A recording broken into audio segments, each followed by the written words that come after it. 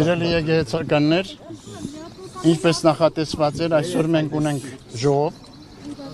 Սրբազանը հիմա գնալու է մեր փաստաբանի հետ։ Մենք գնանք վեհարան, այնտեղ կհամախմբենք, մեր քննարկումները կունենանք եւ եզրահանգումը կանենք մեր հետագա գործողությունների համար։ Միանշանակ է,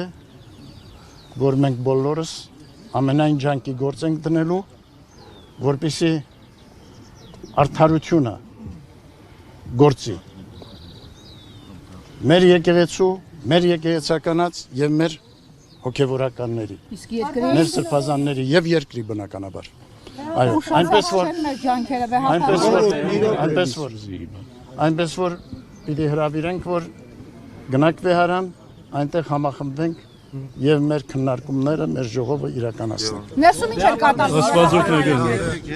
Մեյափախտել կարող է հաջորդել հետևից գալ։ Կարելի է դեռները փակել հետևից գալ։ Մենք էլ կգնացինք։